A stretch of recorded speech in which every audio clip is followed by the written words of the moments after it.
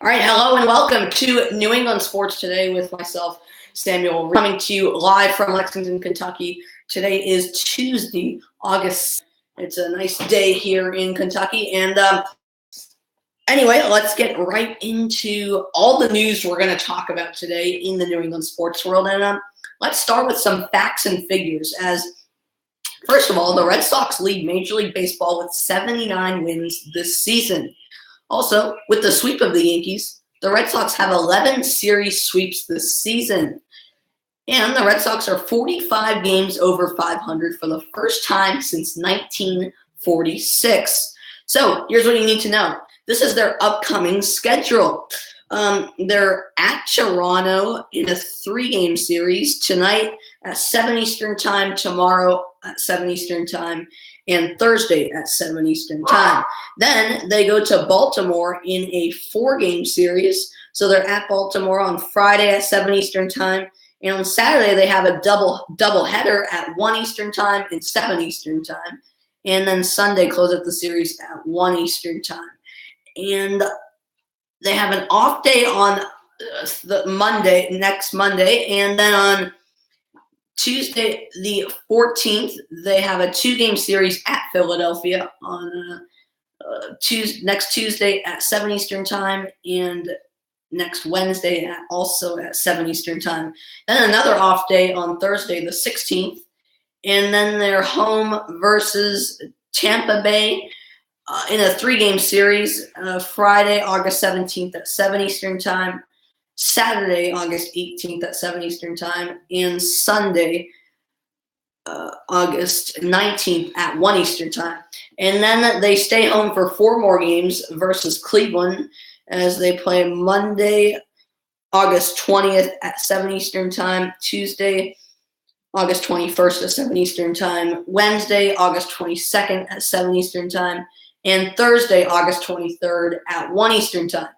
Then they hit the road on a 3-game series at Tampa Bay on Friday, August 24th at 7 Eastern Time, Saturday, August 25th at 6 Eastern Time, and Sunday, August 26th at 1 Eastern Time. Then an off day on Monday, the 27th. Then they go home for a 2-game series against Miami on Tuesday, August 28th at 7 Eastern Time, and Wednesday, August 29th at 6:35 Eastern Time. And then to close the month out, they go at Chicago on Thursday, August 30th at 8 Eastern Time, and Friday, August 31st, also at 8 Eastern Time. That's the White Sox, by the way. So that's the upcoming schedule. And Chris Sale is expected to start in the Red Sox at Orioles series, which is good news. Also, Rodriguez this season in 19 starts is 11-3 with a 3.44 ERA in 104.2 innings pitched, 32 walks, 110 strikeouts. Rodriguez, with an ankle injury, is on the 10-day DL, but he did throw a bullpen session on Sunday.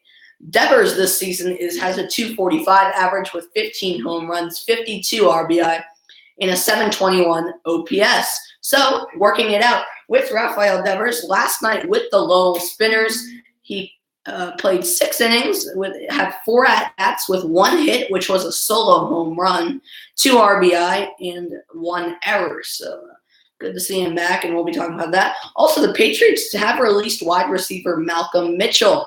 Big news there. And Dez Bryant last season with the Cowboys in 16 games had 69 receptions, 838 yards, and 6 touchdowns. Why would I be talking about Dez Bryant? I'll be discussing later in the show. Also, preseason week 1 begins Thursday as the Redskins play at the Patriots. So football season starting soon. Also, here is today's trivia. Which Red Sox batter in a minimum of 10 at-bats has the best average against Marcus Stroman? Is it Mookie Betts? Is it Brock Holt? Or is it Mitch Moreland? We'll answer that later in the show. Also, we'll play a little buy or sell game. I'll tell you what I think later, but buy or sell that David Price has overcome his struggles versus the Yankees. Buy or sell that the Red Sox need to acquire another relief pitcher, And also, here are Brian Cashman's comments. That's the Yankees general manager on playing the Red Sox. He said, "You wonder what their record would be if some damage against them, and it doesn't seem like anybody else, is capable." He said that Tuesday, July 31st. So some dirty comments there, but we'll be talking about that a little. Also, buy or sell at the Yankees. General manager Brian Cashman's comments motivated the Red Sox. And also remember this quote: "The champagne tastes just as good on the road as it does at home." Ryan Garco said it in the 07 ALCS. And what happened after that? Remember? I'm sure a lot of you know. Also, buy or sell it, the Red Sox have put the AL East out of reach. And buy or sell it, the Red Sox are set up for a potential trap series. So I'll answer all of that later in the show. Also, Men's Warehouse Red Sox first pitch for the Red Sox at Blue Jays is tonight, 6 Eastern time on NESN. Stream it live on the NESN Go app and on NESNGO. .com. Sorry about that. Also, the overnight sensation robbery was really in action because Adam Engel stole a 3-run home run from Greg Bird, and also for St. Louis because PGA players hit golf balls through the arch. Pretty cool to see that. Also, welcome home. A military dad did surprise his family at an Indians game, so cool to see that. So that's everything we have on the docket today, and can't wait to get to everything because there sure is a lot to talk about, that's for sure. Let's go start off with the facts and figures. First of all, the Red Sox do lead MLB with 79 wins this season, which is absolutely impressive. Having 79 wins at this point, I mean, you can't ask for better because the Red Sox have been on fire, and they're very much so on pace to break some records, really.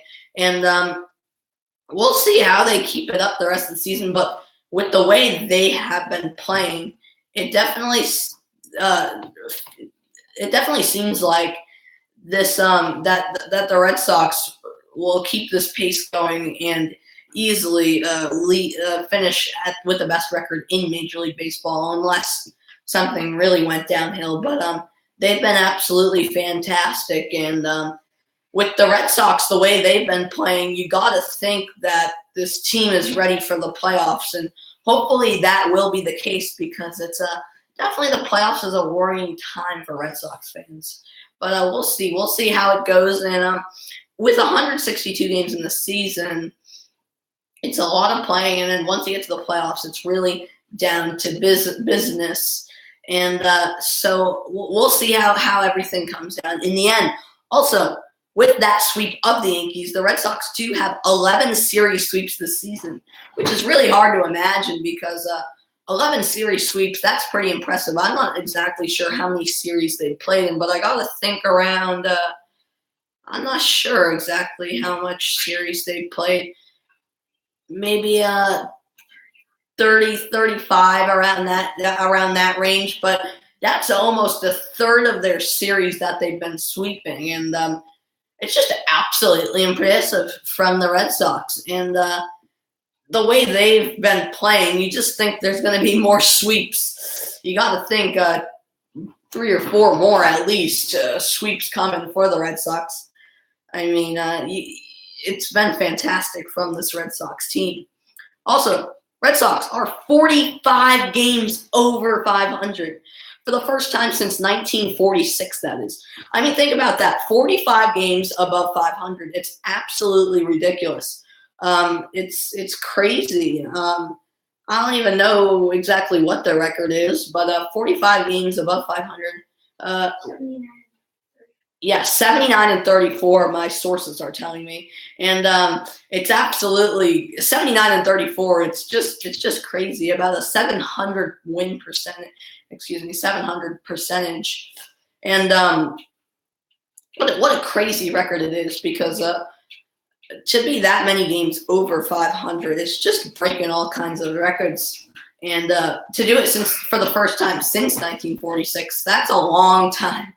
I don't even know how many years that is, but about 70 years, 72 to be exact, which is mind baffling that they're doing that good for the first time in 72 years. But that puts it into perspective how good they really are playing.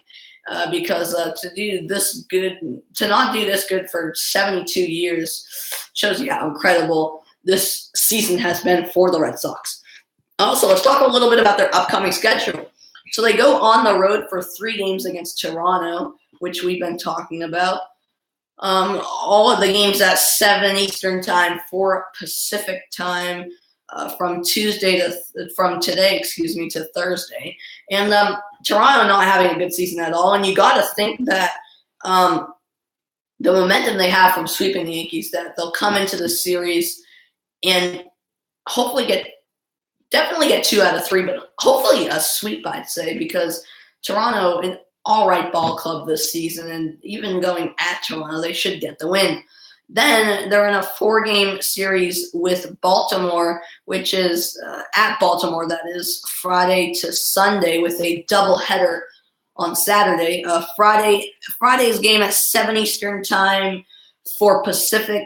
Saturday's 2 games first game at 1 Eastern time, 10 a.m. Pacific, and second game at 7 Eastern time, 4 p.m. Pacific.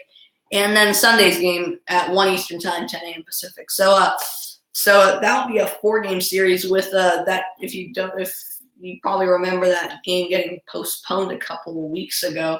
That's why there'll be a doubleheader. They'll make up that game. But Baltimore, are they the worst team in the league? I think. Yeah, the worst team in the league in Baltimore.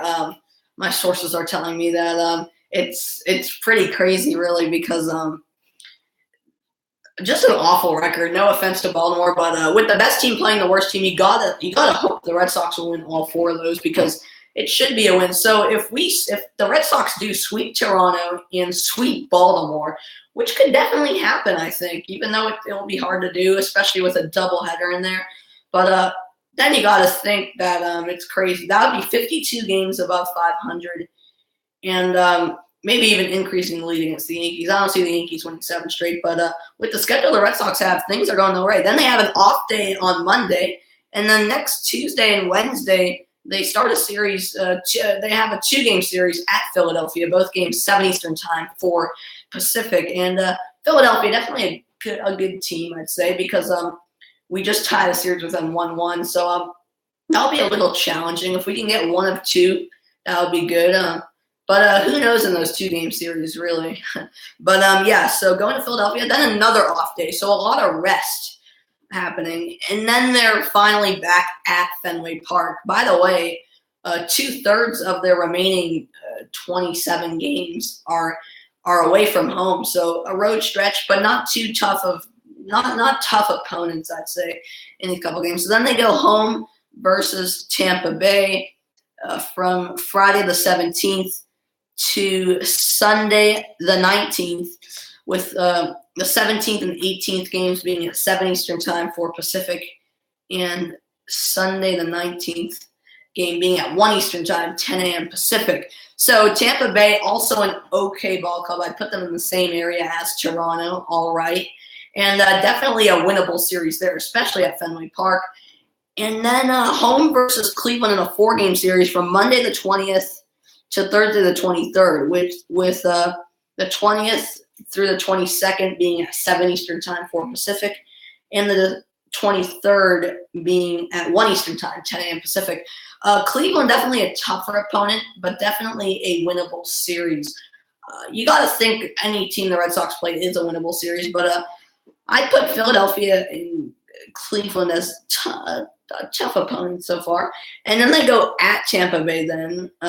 As I said earlier, Tampa Bay, a winnable series from the 24th to the 26th, with the 24th being at 7 Eastern, 4 Pacific, 25th being at 6 Eastern, 3 Pacific, and the 26th being at 1 Eastern, 10 a.m. Pacific. So another winnable series at Tampa Bay, playing them once again. Then another off day. And then to end the month, they are home versus Miami in a 2-game series.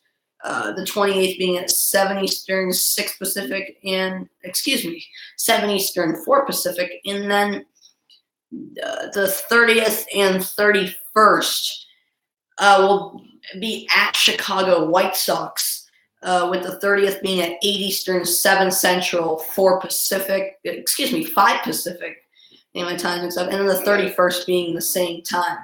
So, yes. So, Chicago White Sox, absolutely winnable series. The Yankees playing them right now, by the way. But I think absolutely it's a winnable series. But so I think Toronto will be a series they'll win. Baltimore, a series they'll win. Philadelphia will be tougher. That'll be a little tough. Tampa, definitely a series winner. Cleveland, especially in a 4-game series, I'd say a little tough. But then going to Tampa again, another win there should be. Miami, definitely they should win both of those. And White Sox should win both of those. So a good schedule for them, really, with Philadelphia and Cleveland being pretty good in the playoff picture, but not top-notch MLB out of the best MLB teams. So definitely not a bad upcoming schedule for the Red Sox. But yeah, it's definitely a winnable month of August, the remaining month of August. Anyway, also good news: Chris Sale is expected to start in the Red Sox at Orioles series. You really when we heard the news yesterday that he wasn't gonna play in Toronto, which I mentioned earlier, and not earlier in yesterday's show actually, and to get him into that series in Baltimore is probably important to get him back on track from his injury, because you don't want to wait till that Philadelphia series, because you don't want Chris Sale batting in that game because of the injury he has, because playing at a National League team, the pitchers will have to bat that game, and with coming off an injury, you wouldn't want that. So probably a good choice to put him into that Baltimore series. Also, Rodriguez this season has been really good in 19 starts. We're probably forgetting that he was one of the best not the best, but top-notch pitcher for the Red Sox before his injury. And he is on the 10-day DL, but he did throw a bullpen session on Sunday, which I mentioned on yesterday's show, which is absolutely good news, and it'll be good to have Erod back for sure. Also, Devers this season has been pretty good with 15 home runs, 52 RBI, 721 OPS. And it'll be good to see Devers get back into the Red Sox lineup after his hamstring issues. But as I mentioned, he did play with the Lowell Spinners last night. He played 6 innings, 4 at-bats, 1 hit, which was a solo home run, 2 RBI and an error. So not bad for Devers going back, getting ready for rehab before coming back to the Red Sox lineup. So yeah, good to see Devers back. Also, the Patriots did release wide receiver Malcolm Mitchell, which is somewhat of a shock, I'd say. But I don't know what to say about it, because probably done dealing with the injuries, which is unfortunate for these players, but especially Malcolm Mitchell with the great talent he has. But that has to be the reason, really, and maybe somewhat expected, but a little bit of a surprise, I'd say. So could Dez Bryant come in now to the Patriots now that Malcolm Mitchell has been released, which could definitely be possible? In 16 games with the Cowboys last season, he had 69 receptions for 838 yards and 6 touchdowns. So Dez can still play, even though he's been a little off, wanting to probably leave the Cowboys the last year or two, definitely. And now he is a free agent, I believe. And why not the Patriots pick up Dez Bryant? Him and Eric Decker, it would be a new look to the Patriots, but you got to think one of those two will perform well in a Patriots uniform. And Dez Bryant could also prove that he still has talent left in him, which would be good for him also. Remember, preseason week 1 begins on Thursday. The Redskins play at the Patriots, and so Patriots will open up preseason play. Not a big fan of preseason myself. I don't really watch those games, but definitely good to see the new guys, seeing them play, and definitely this season especially to see how they'll do and who will win the battle for different positions, especially the wide receiver position. But yeah, exciting for football to be back, especially the Patriots playing on Thursday. Now we'll play buy or sell. So buy or sell that David Price has overcome struggles versus the Yankees. I'd buy it for sure, I have to say, because I definitely think that he, with his performance Sunday night, you got to think that he's overcome his struggles because he was absolutely lights out, and maybe that got him over the top with his confidence versus the Yankees, and I definitely buy it. I think it's true. Also, buy or sell, the Red Sox need to acquire another relief pitcher. To be honest, I sell it because not a clear and obvious decision by me, but I say sell because I don't think it's too important to get another relief pitcher because it's been all right so far, and I don't see them having any reason to get a relief pitcher. Also, following up on Brian Cashman's really trash talk comments on Tuesday, July 31st, do I buy or sell the Yankees general manager Brian Cashman's comments motivated the Red Sox? I buy it because I think with those dirty comments about the Red Sox, it gave the Red Sox that extra motivation to sweep the Yankees. And now let's hear what he has to say now. But yeah, I absolutely buy that. Also, remember Ryan Garco saying the champagne tastes just as good on the road as it does at home in the 07 ALCS. Of course, Garco of the Indians. And look what happened. The Red Sox ended up winning the ALCS versus Cleveland. And trash talk definitely probably motivated them too. Also, buy or sell it, the Red Sox have put the AL East out of reach. I have to say sell because I definitely think anything can happen. You can't write out the Yankees, and there's too much baseball left. We still got about 7 weeks or so of the regular season left, and definitely in a sturdy position of first place and in very good position. But I say sell because I can't say it's out of reach yet. I can't do it, to be honest. Also, lastly, buy or sell that the Red Sox are set up for a potential trap series. I absolutely sell that. I don't think this will be a trap series. The way they've been playing in a ball club like Toronto, you got to think that they'll come out winning this series versus Toronto.